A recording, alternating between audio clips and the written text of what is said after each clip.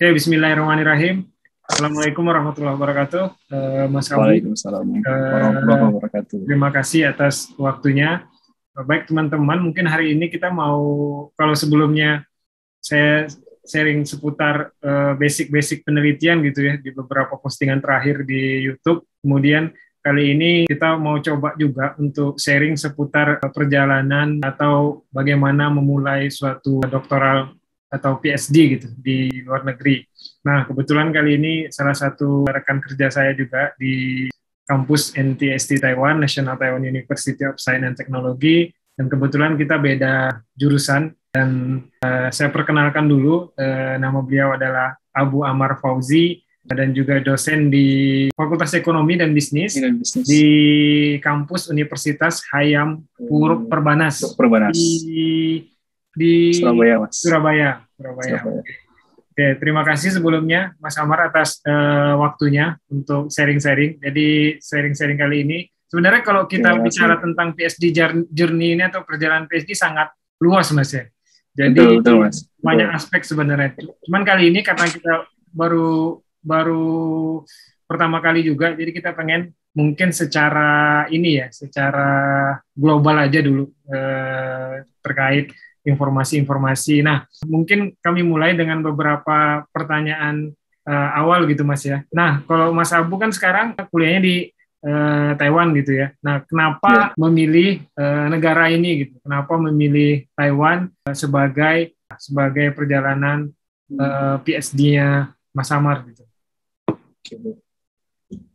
Oke, terima kasih sebelumnya Mas Edi sudah diajak ngobrol bareng ya, sharing-sharing mengenai beasiswa, khususnya beasiswa PhD ya di Taiwan. Semoga nanti cerita ini bisa menginspirasi yang lainnya untuk melanjutkan pendidikan doktoral, tidak hanya di luar negeri ya, bisa jadi juga di dalam negeri, tapi mungkin utamanya di luar negeri karena kita kan sekarang berada di Taiwan gitu ya. Oke, yang pertama kenapa kok memilih Taiwan ya? Sebenarnya Taiwan itu awalnya tidak masuk dalam radar saya, artinya saya buta mengenai informasi beasiswa di Taiwan gitu. Sebelumnya informasi beasiswa itu hanya yang populer-populer aja ya, yang saya terima ya, karena mungkin saya minim akses juga ya, yaitu biasanya yang umum kan Australia, kemudian Inggris, Amerika, dan lain sebagainya. Waktu itu saya juga mempersiapkan ke arah situ, sehingga saya juga mempersiapkan kayak IELTS dan sebagainya. Tapi ternyata memang kemampuan bahasa Inggris saya tidak sesuai dengan harapan yang saya inginkan gitu ya, yang standarnya harusnya 7 ya paling enggak kalau ke negara-negara English speaking country itu. IELTS ya? IELTS ya. Ternyata saya hanya 6 Mas, hanya 6. Dan kemudian umur juga sudah di atas 30 kan. Nah, kalau tidak segera, saya pikir nanti kapan lagi gitu. Nah, lambat laun saya dapat informasi mengenai Taiwan itu Mas. Lambat laun dapat informasi mengenai Taiwan, dan ternyata Taiwan itu beasiswanya tidak hanya disediakan oleh pemerintah, tetapi juga kampus saja menyediakan, dan nominal beasiswanya juga tidak kalah jauh dengan beasiswa di Indonesia pemerintah ya. Yang LPDP itu ya. LPDP juga setara sih, hampir setara sih. Benar-benar. Saya pernah bandingkan juga Mas, itu cuma selisih berapa juta gitu ya? Selisihnya nggak jauh gitu. Betul. Nah, dari situ setelah dapat informasi itu, dan kebetulan beberapa riset saya itu ternyata yang saya baca papernya dari Taiwan Mas, dan kebetulan papernya itu dari dosen di NTST. Oke. Nah, dan kebetulan juga dari departemen yang saat ini saya maksudnya departemen di mana bidangnya saya pelajari gitu. Dari situ saya kemudian searching websitenya. Terus kebetulan juga pada waktu saya cari itu dibuka pendaftaran Mas. Oke. Dibuka pendaftaran. Terus saya baca peraturannya, apa saja persyaratan yang dibutuhkan dan lain sebagainya. Ternyata kok ini persyaratannya tidak seribet beasiswa lainnya. Yang mana dokumen-dokumen yang biasa saya persiapkan itu sudah siap semua begitu ya. sudah ada gitu Jadi ya. udah ada, tinggal ibaratnya tinggal masuk, ibarat ada kotak, tinggal masukin ke kotak-kotaknya saja.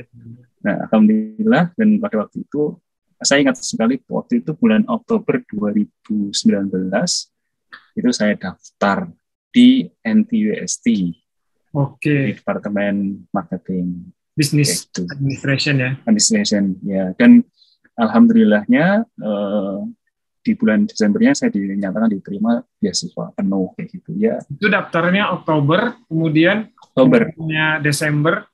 Pengumumannya Desember, ya Februari. Kuliahnya Februari. Di tahun berikutnya ya. Di tahun berikutnya, ya. Oh, berarti secara global ya seperti itulah ini ya Mas ya, kondisinya akhirnya memutuskan Taiwan gitu sebagai lokasi melanjutkan sebenarnya saya juga kurang lebih seperti itu sebenarnya, karena banyak di environment kita mungkin terkait ada istilah giliran Mas ya, ada istilah giliran menunggu pendahulu kita, antrian seperti itu. Nah, satu sisi kita juga pertimbangan semangat yang apalagi namanya PhD ini gitu ya, semangat kita kuliah itu belum tentu konsisten, kadang turun gitu. Nah, mungkin menjaga itu juga sebenarnya. Oke, kemudian terkait beasiswanya Mas, kemudian ketika Mas beasiswanya seperti apa tuh Mas kira-kira di Taiwan gitu, akhirnya Mas juga memutuskan kayaknya oke lah nih di Taiwan gitu, kalau juga di negara lain pun sebenarnya beda-beda tipis atau seperti apa gitu. Betul. Sebenarnya pada waktu yang bersamaan itu saya daftar beasiswa ini Mas, dari pemerintah India. Dari pemerintah India. Sebenarnya dari segi gengsi sebenarnya lebih bergengsi India waktu itu, karena dari beasiswanya dari pemerintah ya, beasiswanya dari pemerintah, dan dari segi ranking perguruan tingginya tinggian India juga waktu itu. Kalau nggak salah, waktu itu saya diterima di IIT Delhi, Indian Institute of Technology Delhi. Di departemen yang sama sih, di departemen manajemen juga. Nah, kemudian pertimbangannya meskipun rankingnya jauh gitu, tapi Taiwan secara environment gitu, support pemerintah terkait dengan pendidikan juga bagus, dan jumlah beasiswanya lebih besar Mas waktu itu. Oh, secara lebih besar. Taiwan lebih gede. Secara rupiahnya, kalau saya konversi ke rupiah itu jauh Mas. Terus terang jauh. Di Taiwan kita bisa dapat kurang lebih, kalau doktoral rata-rata 9 ya. Kalau di Taipei 9, di sana hanya dapat 6 Mas itu saya. Jauh ya. Jauh, hanya dapat 6. Akhirnya tapi saya juga minta ini pendapat teman-teman juga yang sudah punya pengalaman kuliah di luar negeri. Rata-rata mereka menyarankan Taiwan. Karena budaya risetnya juga bagus, support penelitiannya juga bagus, dan output penelitiannya juga bagus. Nah, akhirnya saya memutuskan ke Taiwan itu. Jadi secara beasiswa akhirnya masih inilah ya, acceptable lah ya untuk ini ya, untuk selama kehidupannya nanti selama ini lah seperti itu gitu. Karena mungkin gini juga Mas, karena pertimbangannya kan kita sudah berkeluarga ya. Saya sudah berkeluarga, jadi apalagi keluarga kita tinggal di Indonesia, jadi harus ada apa istilahnya ya, aspek finansial yang perlu dipertimbangkan agar bisa semuanya jalan ya. Di sini juga jalan, di Indonesia juga jalan, kayak gitu sih Mas. Mungkin kalau masih single mungkin ini ya agak sedikit idealis gitu. Betul. Walaupun boleh kata asal bisa makan hari ini ya ambil dulu lah seperti itu gitu ya. Jadi kalau keluarga udah beda gitu ya. Jadi secara beasiswa ya masih inilah. Bahkan lebih gitu ya, ada beberapa teman juga akhirnya karena betul. dari departemen, kemudian juga rata-rata dapat juga dari pembimbing gitu, dari profesornya. Apalagi kalau ada proyek-proyekan gitu Mas ya. Betul Mas. Kemudian pertanyaan berikutnya Mas, ini ada pertanyaan dokumen apa saja gitu ya. Tapi kayaknya saya kurang menarik menanyakan dokumen ini karena secara umum sebenarnya dokumen pasti beda-beda, hampir sama dan bedanya juga nggak terlalu ini gitu ya. Mungkin saya menanyakan lebih spesifik terkait ada dokumen yang sangat penting gitu Mas, yang cukup menentukan ketika PhD atau kita lanjut S2 juga mungkin. Ini yang kita sebut dengan LOA gitu Mas. LOA-nya itu dokumen atau surat rekomendasi ya. Sebelum ke LOA, bagaimana perjalanan Mas mendapatkan kayak surat rekomendasi atau akhirnya mendapatkan letter of acceptance-nya gitu. LOA dulu, surat rekomendasi dulu deh. Pakai surat rekomendasi kah atau langsung daftar kah atau seperti apa Mas? Iya, betul. Kalau kebetulan yang di Taiwan ini agak ini Mas ya, agak sederhana menurut saya, tidak seribet beasiswa lain ya. Seperti kayak LPDP, AAS, dan lain sebagainya. Saya pikir di Taiwan, khususnya yang beasiswa kampus ini cukup sederhana sih menurut saya. Dan kebetulan waktu itu di Departemen Business Administration itu tidak wajib menyertakan rekomendasi dari calon profesor. Jadi waktu saya daftar itu saya tidak ada surat rekomendasi dari calon profesor. Cuma memang waktu itu ini ada beberapa dokumen yang saya pikir itu yang mendukung saya, akhirnya saya bisa diterima ya. Apa tuh Mas? Sebelum saya daftar PhD itu saya sudah punya portofolio dua publikasi di Scopus. Tiga publikasi di Scopus. Meskipun waktu itu saya nggak tahu ya, Scopus itu ternyata nggak dihitung kan ya di Taiwan ya. Maksudnya bukan target ya di Taiwan Scopus. Tapi waktu itu saya sudah punya portofolio di Scopus, dan itu saya pikir itu yang membuat reviewer beasiswa mungkin tertarik ya, akhirnya memilih saya, karena mungkin saya dianggap paling tidak ada bekal lah gitu ya. Ada bekal atau ada track record, anak ini pernah meneliti, jadi karena basic S3 itu adalah meneliti, akhirnya ada peluang lah gitu. Jadi saya mungkin dianggap mampu untuk bisa mengikuti pendidikan dengan bagus. Kayak gitu sih Mas. Kalau rekomendasi waktu itu saya kebetulan nggak ada gitu. Nggak ada. Berarti kalaupun kita nggak punya rekomendasi minimal buat teman-teman gitu ya, ajakan buat teman-temannya minimal udah punya lah ya rekam jejak publikasi sebelum mendaftar, kalau bisa sebelum mendaftar S3 itu sudah punya gitu. Atau baru dapat accepted gitu ya di suatu jurnal gitu, baru daftar S3-nya gitu. Kayaknya menjadi pertimbangan juga gitu kan Mas ya. Saya pikir itu sih Mas. Kalau LOA-nya sendiri itu yang maksud Mas tadi sederhana di Taiwan itu maksudnya seperti apa Mas? Secara sistem kah ketika mendaftar atau secara persyaratan dokumennya kah tidak begitu banyak atau seperti apa Mas? Iya. Misalkan kita bandingkan dengan LPDP ya. Kalau LPDP itu kita mau daftar itu harus nyertain LOA dulu, dilengkapi dengan dokumen-dokumen lainnya gitu ya. Kalau di Taiwan, khususnya di NTST ya, dan mungkin di beberapa kampus yang lain, kalau beasiswanya itu beasiswa dari kampus, kita mendaftar departemen, gitu sekaligus memilih kamu daftarnya dari beasiswa atau biaya sendiri.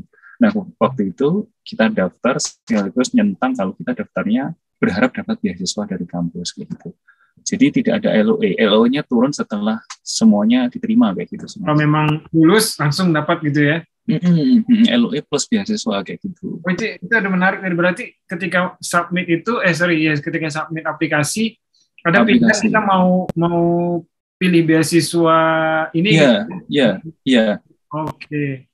Jadi ada 3 pilihan waktu itu Mas, seingatku. Pilihan pertama kita daftar sekaligus daftar beasiswa. Kita daftar dengan beasiswa dari sumber lain atau mungkin dari pemerintah Indonesia dan sebagainya, atau daftar tanpa mengajukan beasiswa. Biaya sendiri mungkin gitu ya? Biaya sendiri. Nah, karena waktu itu saya juga karena nggak mungkin saya daftar dengan beasiswa sendiri. Kemudian juga waktu itu juga nggak ada agenda untuk daftar LPDP. Akhirnya saya memilih itu, berharap daftar diterima sekaligus dapat beasiswa gitu. Dan akhirnya dapat juga full selesai. Itu nilainya berapa Mas pada saat itu Mas? 15.000 ya? Atau waktu itu Mas, dapatnya saya sudah 18. 18.000 ya? Sudah 18.000. Paling maksimal. Kalau nggak salah itu berlaku mulai tahun 2019 kalau nggak salah. kalau nggak salah mas. Sebelumnya itu 15.000. Benar 15.000. Jadi kalau 18.000 dikurskan dengan kurs sekarang ya kurang lebih 9 juta lah. Dan itu hampir sama kayak LPDP kayaknya.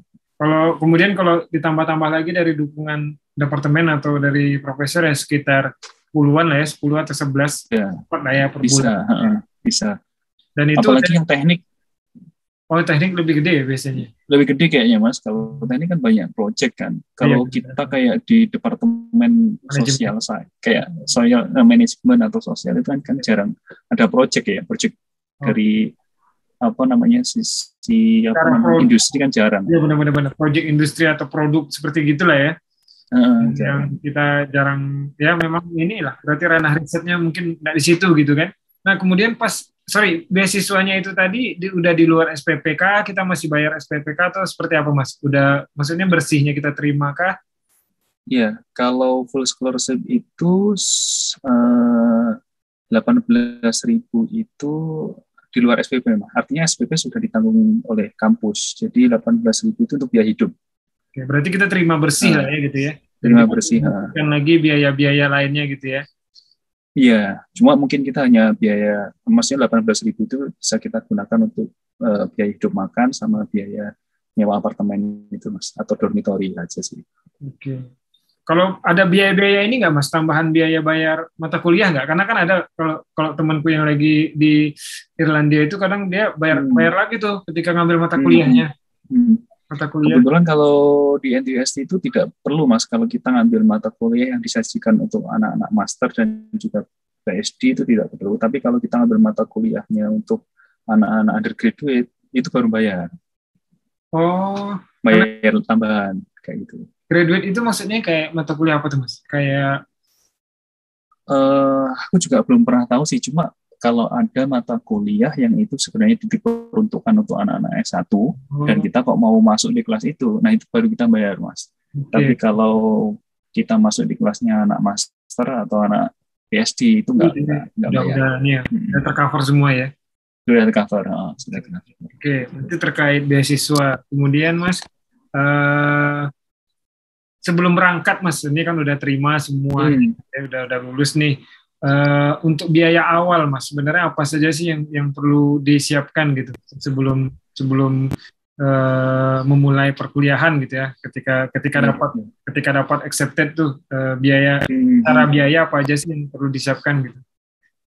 Ya itu betul itu. Kalau beasiswa itu kan tidak serta-merta kita terima di saat pertama kita turun di Taiwan mas ya. Jadi ada beberapa hal yang perlu kita siapkan. Sementara kita cover dulu pakai uang kita ya.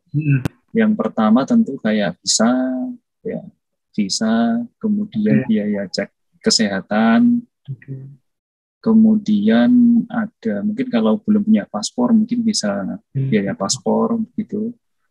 Setelah itu tentu tiket pesawat ya mas ya, karena kan beasiswa itu tidak mengcover tiket pesawat ya, tiket pesawat dan biaya hidup selama kurang lebih 2 bulan pertama. Oke, kenapa 2 bulan mas?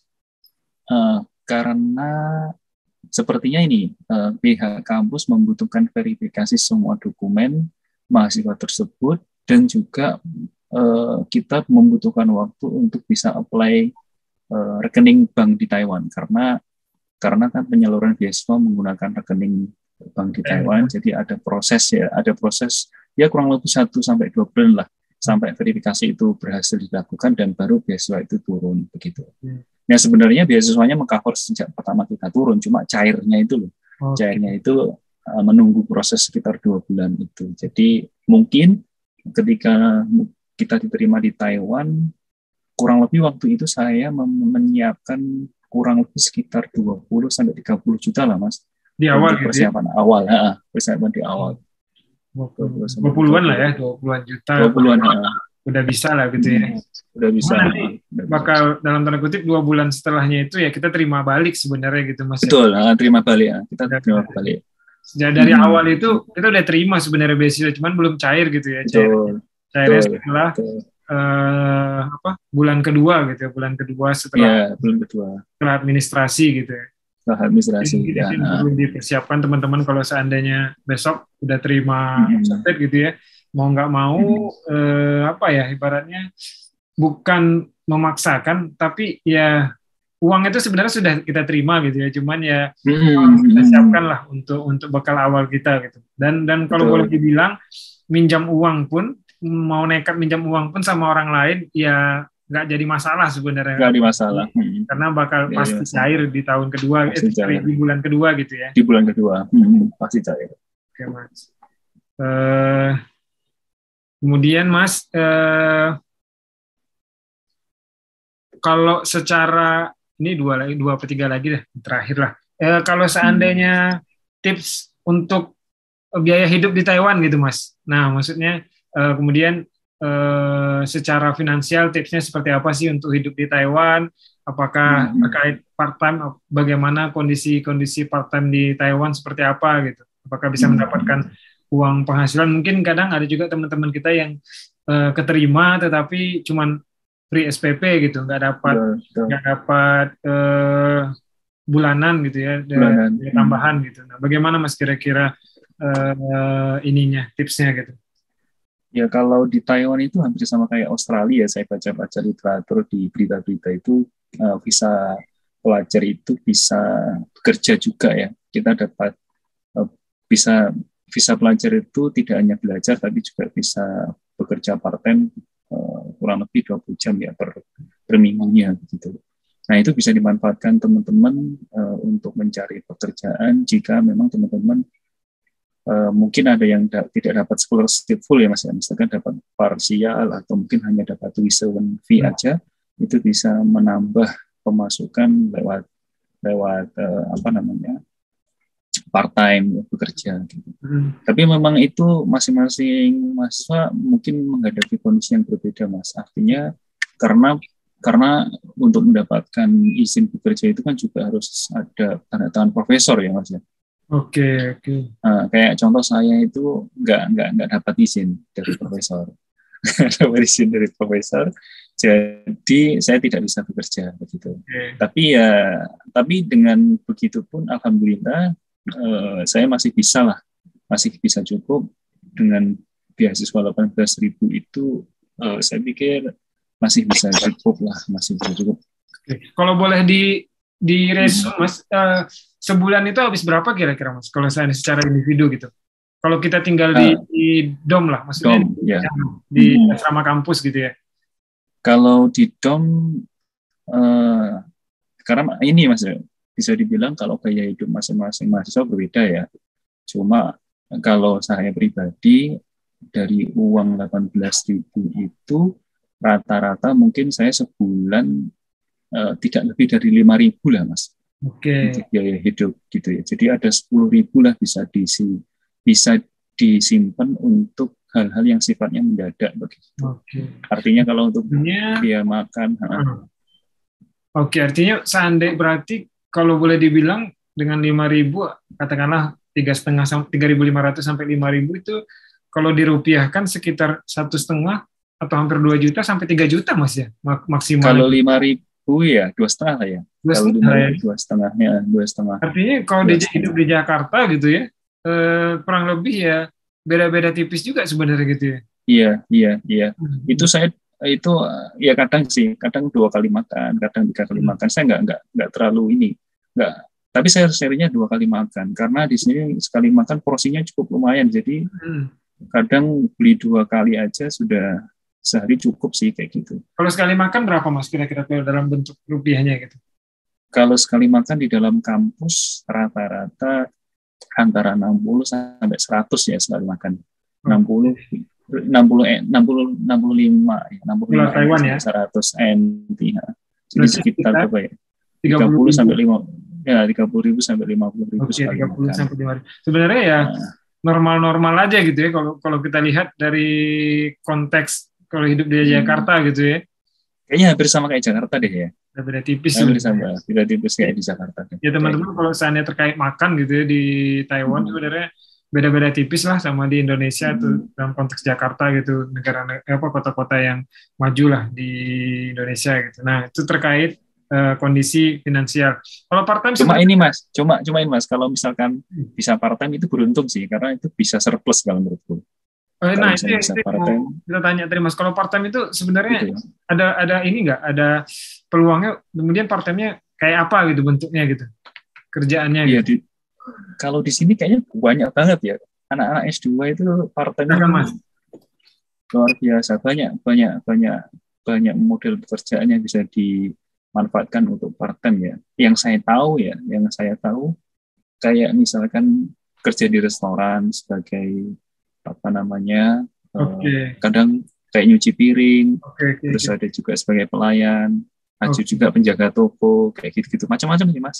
Ada Kalau juga yang jadi satpam, gaji berapa Mas kayak, kira-kira bisa didapat gitu? Kalau seandainya kita kerja Sabtu Minggu atau satu bulannya dengan pernah nggak Mas? nah, Ada teman-temannya mungkin yang kerja seperti itu gitu dapat gajinya tahu nggak berapa nominalnya gitu?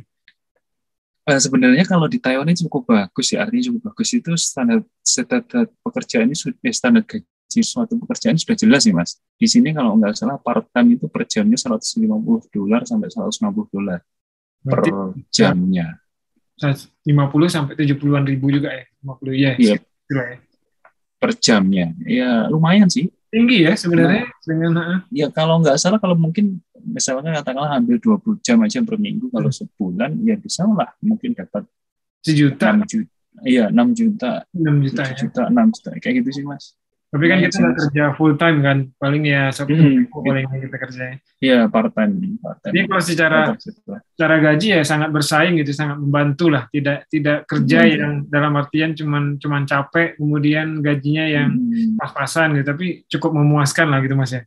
Kalau iya, kalau betul, betul, kayak mana betul. mungkin teman-teman yang masih single kemudian eh, masih ragu gitu untuk kuliah ketika hanya dapat SPP, kemudian cuman punya modal awal tidak begitu banyak, ya bisa lah kalau seandainya berani mengejar mimpi gitu ya, Betul. untuk nekat-nekat Dan, sedikit.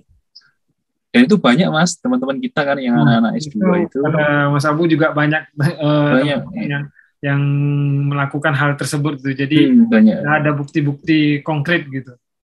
Oke, Banyak. kemudian eh, kalau saat terkait biaya tempat tinggal, Mas, biaya tempat tinggal Mas seperti apa, Mas? Ada opsi Kalau biaya tempat dan biaya tinggal, seperti apa kira-kira? ya kalau biaya tempat tinggal, karena saya tinggal di dom itu sangat murah sekali, sangat murah sekali. Saya per semester itu membayar dom kurang lebih sekitar 6.000 Mas, 6.000 per semester. Jadi 3 juta Juta per ya. semester, 3 juta per semester. Nah itu di dom ya, Dan di asrama ya. di asrama. Cuma kalau di luar bervariasi Mas ya. Kalau di luar bervariasi ya. Di luar rata-rata 10.000 ya mungkin Mas ya. Bisa dikatakan rata-rata 10.000 lah ya. Udah standar lah gitu ya. Hmm. Itu 10.000 sebulan ya, nggak per satu Ya, semester. Ya. kalau di luar dom 10.000 bulan. 5 Kalau di jutaan. dom 6.000 satu semester. Oke, artinya 3 juta satu semester kalau di asrama. Kalau di luar sekitar 5 juta cuman 1 bulan. Nah itu dia. Jadi ya opsi terbaiknya tetap tinggal di asrama.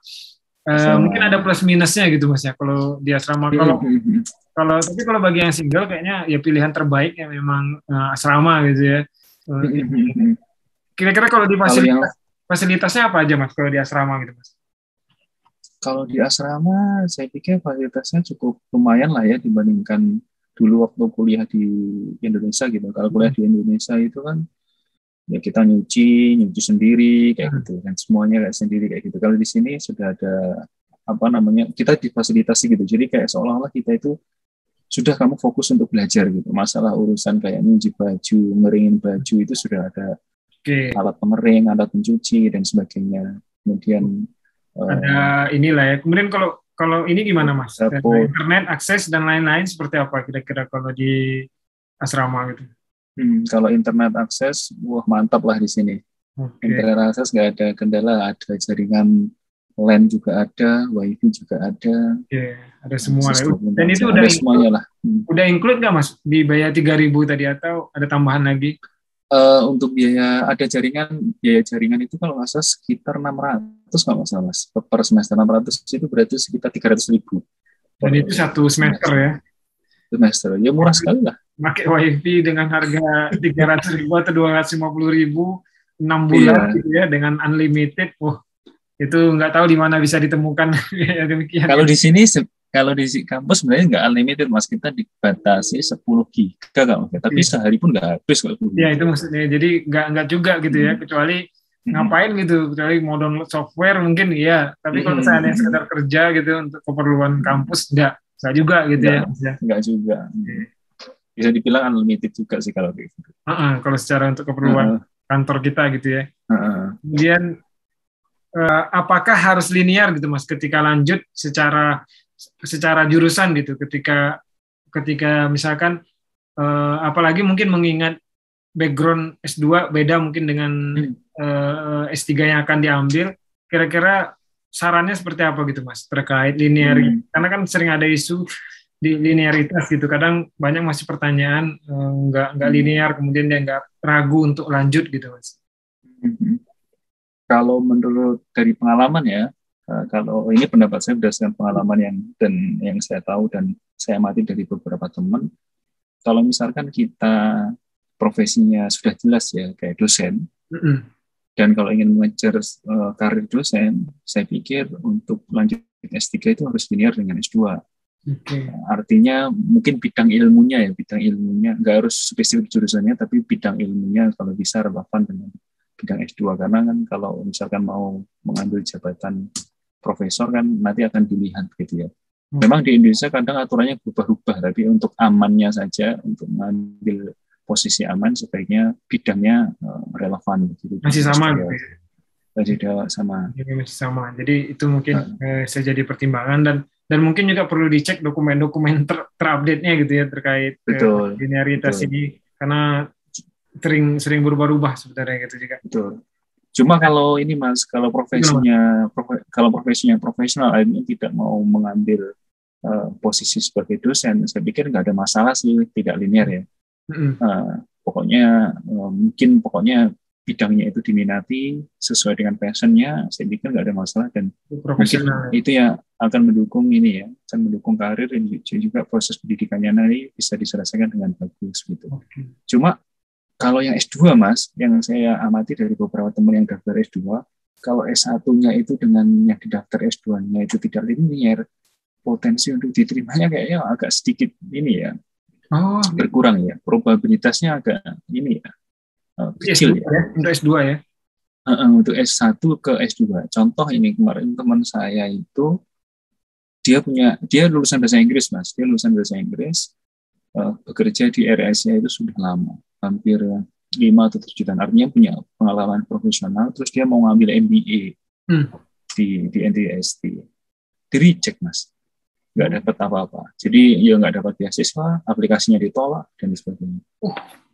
Mungkin karena salah satu itu ya, berarti ya? Mungkin salah satunya dia kalah dengan pendaftar yang lain yang mungkin memiliki linearitas ya dari segi ilmu kayak gitu sih. Terus terang, kalau saya pribadi Mas, S1 saya nggak linear Mas. S1 saya kan bahasa Inggris.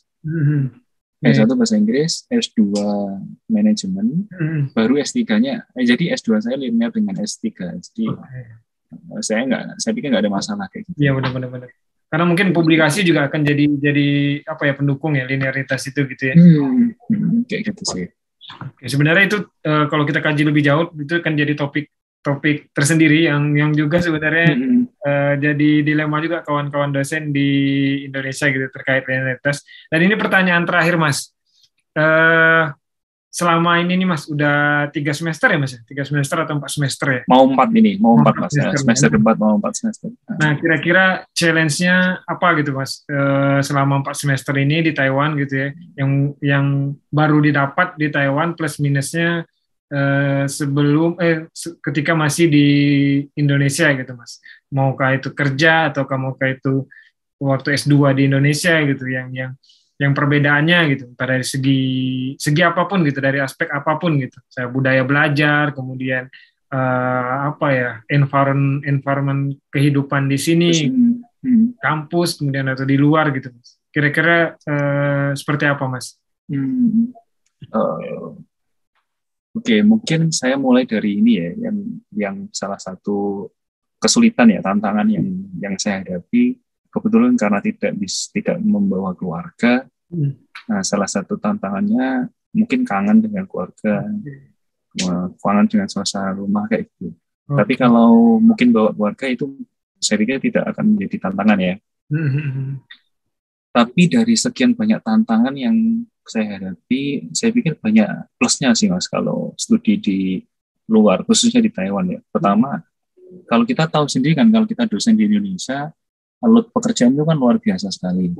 Nah, kalau misalkan kita masih tetap di Indonesia, kemudian masih mengikuti rutinitas kampus, itu kayaknya membagi antara tugas kampus dengan fokus riset sebagai output S3 itu kayaknya agak berat ya. Nah, cuma karena posisi di Taiwan itu konsentrasinya lebih bagus lah. Konsentrasi karena fokus untuk penyelesaian studi itu kayaknya lebih bagus. Kemudian dari segi fasilitasnya, akses jurnal, kemudian akses internet, dukungan meskipun belum penuh ya, tapi dukungan riset dari segi finansial riset kadang profesor kadang istilahnya terlibat gitu ya, jadi itu bisa meringankan beban riset juga. Terus kemudian mungkin ini ya, karena di sini kita di perantauan kadang forum-forum saling menguatkan antara mahasiswa PhD itu juga ada juga kayak gitu. Nah, gitu ya, seperti kayak kita gini sharing, saling menguatkan, saling berbagi informasi, berbagi tips dan sebagainya, terbuka sangat luas. Dan juga mungkin network juga Mas ya. Kita kenal sama teman-teman dari mungkin negara Vietnam, dari Thailand, dari India, dari Eropa. Nah, mungkin nanti akan menjadi bekal yang sangat berharga kalau kita sudah kembali ke Indonesia, bangun kayak kolaborasi antar universitas dan sebagainya. Kayaknya itu salah satu hal yang nanti kita dapat lah setelah proses S3 selesai. Kayak gitu sih.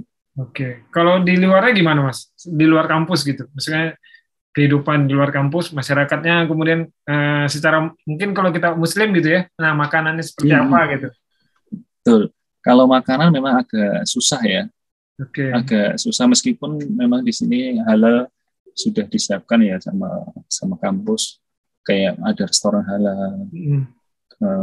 Cuma kalau kita mau membutuhkan variasi makanan yang biasa kita temukan di Indonesia, agak susah ya. Kayak gitu. Ya kita harus jeli aja melihat ingredient ya, bahan-bahan yang digunakan untuk membuat barang itu. Kalau memang dirasa tidak sesuai dengan apa yang kita yakini begitu, mungkin bisa sementara ditinggalkan dulu kayak gitu. Tapi kalau dari segi keamanan, kemudian kenyamanan di luar kampus, kayaknya bagus banget Mas ya. Sangat bersahabat gitu ya. Sangat bersahabat, bagus banget di sini. Transportasi juga oke. Fasilitas untuk pejalan kaki, pesepeda juga oke. Jadi aman lah, aman sekali di sini. Kayak gitu. Oke, Mas, terima kasih banyak nih sharing-sharingnya, tanya jawabnya. Sama-sama, Mas. Saya flashback lagi perjalanan awal PhD gitu ya, sampai walaupun belum masih di tengah-tengah perjalanan gitu, masih berjuang juga gitu. Nah ini sama ini Mas, mungkin sebelum ditutup barangkali, kebetulan kan di bulan September ini lagi pembukaan daftaran mahasiswa baru. Nah, itu dia benar bisa dimanfaatkan. Jadi teman-teman, ini masih betul kata Mas Abu tadi, kayaknya ini masih sampai Oktober. Sampai Oktober Mas. Akhir Oktober ya. Dari Agustus ya kalau nggak salah. Dari September. Awal September sampai. Jadi teman-teman yang mau daftar langsung saja ke websitenya NTUST atau kampus lain yang sebenarnya juga skemanya kurang lebih sama. Kalau di Taiwan itu daftarnya di September Oktober, kemudian kuliahnya nanti di Februari atau Maret, atau daftar di Maret atau April, nanti kuliahnya di September atau Oktober, seperti itu gitu. Jadi satu tahun itu 2 kali lah gitu untuk kuliahnya gitu. Nah itu sangat. Kemudian kalau teman-teman ingin kebetulan ngambil jurusannya Business Administration gitu ya, boleh langsung japri ke Mas Abunya nanti emailnya, kemudian juga YouTube-nya kita sertakan juga gitu teman-teman, untuk di linknya nanti kita sertakan di deskripsi, teman-teman bisa kontak langsung. untuk diskusi dan bahkan mungkin kalau seandainya mana tahu tertarik bidang risetnya bisa langsung join kalau cocok terkait risetnya bisa gabung langsung ke labnya dengan beberapa skema tertentu tentunya seperti itu gitu. Nah, Siap-siap. mungkin itu Mas Abu, adakah ingin yang ditambahkan lagi untuk teman-teman kita yang mau lanjut PhD gitu? Mungkin teman-teman yang ini ya, yang tertarik di jurusan Department of Business Administration nanti kalau membutuhkan contoh kayak motivation letter atau proposal research atau apalagi ya, CV mungkin nanti bisa mungkin kirim email atau PM entahlah di Instagram atau di YouTube nanti bisa saya kirimkan contohnya kayak gitu, barangkali bisa membantu ya. Bisa membantu menyusunnya kayak gitu. Saya dulu juga ini Mas, kebetulan saya dulu dapat pelatihan dari Dikti juga saya. Ikut saya pelatihan. Ikut pelatihan Dikti yang talent scouting itu, saya pernah ikut itu sama talent scouting saya pernah ikut. Dari itu diajarin bagaimana bikin riset proposal, bagaimana bikin CV dan lain sebagainya. Nanti saya monggo misalnya kalau butuh bisa kontak, nanti saya sharing kayak gitu. Saya kirimkan dokumennya. Nah, jadi itu terkait ininya. Sebenarnya itu dokumen-dokumen yang sangat penting sebenarnya. Bahkan diwajibkan ketika mendaftar PhD gitu atau master juga mungkin beberapa dokumennya. Cuman kalau kita bahas pada video ini itu seperti workshop nantinya, apalagi terkait teknik penulisan di CV, teknik penulisan di proposal gitu ya. Jadi kita bahasnya secara global yang sebenarnya sebagai pengantar juga sebagai gambaran gitu untuk teman-teman kalau seandainya tertarik untuk kuliah di Taiwan terkait secara finansial, secara environment, fasilitas dan hal-hal lain yang sudah kita diskusikan tadi gitu. Dan mudah-mudahan Mas ya bermanfaat sharing kita ini. Amin. Kawan-kawan juga gitu. Amin. Oke, mungkin itu dulu sharing kita kawan-kawan untuk video kali ini gitu ya.